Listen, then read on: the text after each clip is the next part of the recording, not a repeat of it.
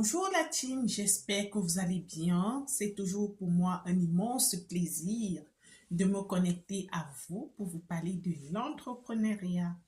Je suis Marie-Josée, entrepreneur juriste. Aujourd'hui, précisément, je me connecte à vous parce que j'ai été marquée par une situation qui m'a franchement écœurée ce matin. Dans le métro, je vais vous raconter cette histoire, la team.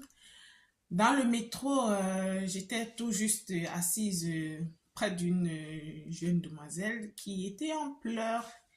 Elle pleurait, pleurait, pleurait, et puis ça a attiré mon attention. Je lui ai demandé, excusez-moi, madame, est-ce que je peux vous aider? Vous avez un souci? Est-ce que je peux vous aider? Elle m'a répondu qu'elle déteste sa sœur, qu'elle maudit sa sœur. Et puis bon, voilà un tas de paroles négatives à l'endroit de sa sœur. Je lui ai posé la question de savoir pourquoi autant de rage, madame. Elle m'a dit, ça fait 3 ans qu'elle est en Europe. Et quand elle est arrivée, elle a été accueillie par sa sœur. Justement, elle faisait tout à la maison, ménage, euh, tout repassage, entretien de la maison. Elle accompagnait même les enfants à l'école. Elle faisait tout, en fait, tout. Et que cette nuit, précisément, sa soeur a décidé de la mettre dehors. Voilà.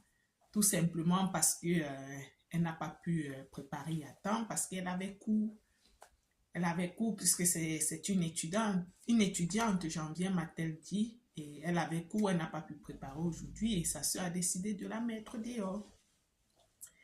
Elle pleurait, pleurait, pleurait, pleurait, dit qu'elle a tout donné, elle a tout donné pour sa soeur et sa petite famille. Elle faisait franchement tout et elle ne comprend pas comment sa soeur peut se comporter comme ça.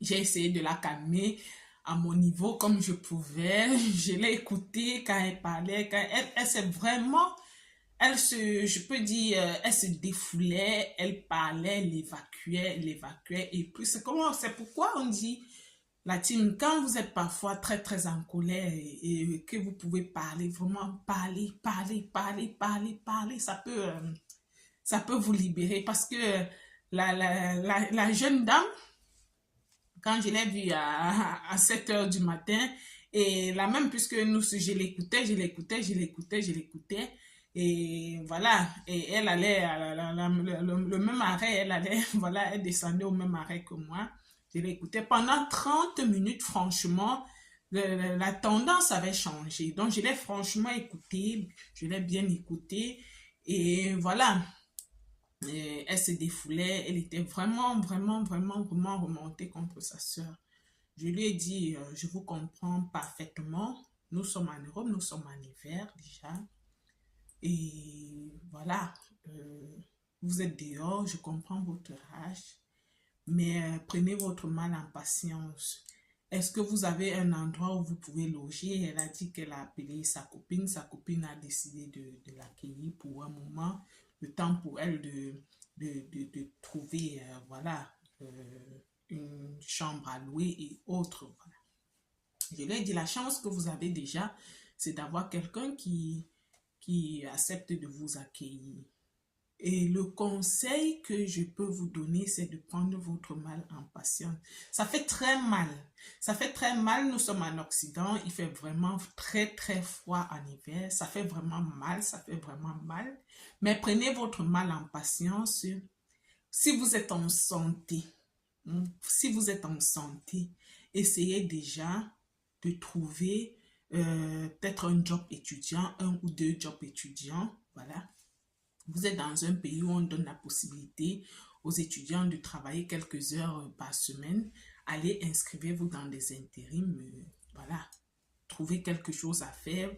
Après vos heures d'études, vous allez travailler. Et puis, vous allez même également aider votre camarade à contribuer aux charges justement de sa chambre en attendant de trouver la vôtre, parce que pour un début, ça ne sera pas très facile si vous n'avez pas d'économie, rien du tout. Donc, en attendant, inscrivez-vous dans les intérims, trouvez quelque chose à faire et puis bon, voilà. Je profite donc de cette situation pour sensibiliser la communauté, pour nous sensibiliser en général. Toute défaite n'est pas défaite en tant que telle. Parfois, un malheur vous ouvre des voies au bonheur. Parfois, une tristesse vous ouvre des voies au bonheur. Vous êtes arrivé, voilà une jeune dame qui arrive dans un nouveau continent, 3 ans, et reste squattée sous les bottes, sous les griffes de sa sœur aînée. Elle fait tout. Si sa sœur devait juste payer des titres-services pour le ménage, c'est pas du n'importe quoi. Pour le repassage, c'est pas du n'importe quoi. Pour garder les enfants et les accompagner à l'école, c'est pas du n'importe quoi. Mais elle le faisait pour sa sœur et elle n'avait pas de rémunération. Cependant, sa sœur a quand même, malgré tout ce qu'elle a dit, sa sœur a quand même réussi à la mettre dehors en pleine nuit et en plein hiver.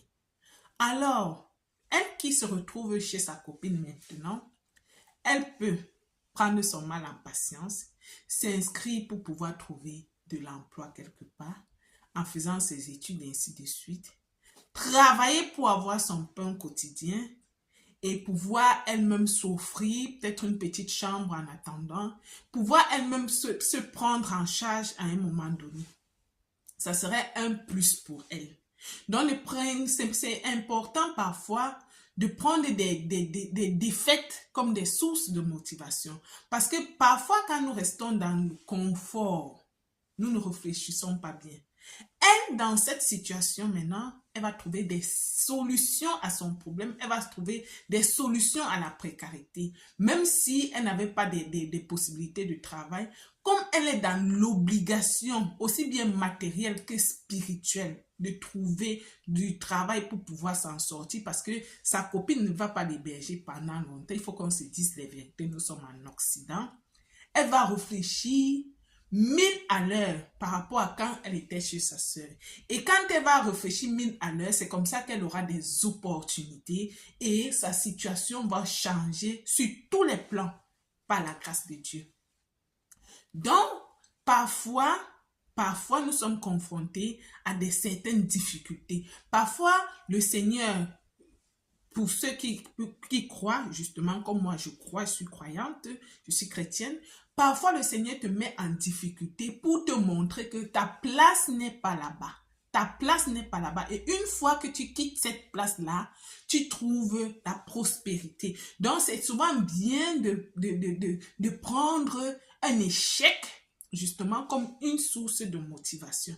Parfois, je prends un autre exemple. Parfois, tu travailles à un endroit, on te torture tellement, mais tu as peur de quitter. Tu te dis, je vais quitter, je vais faire quoi, je vais quitter, je vais faire quoi.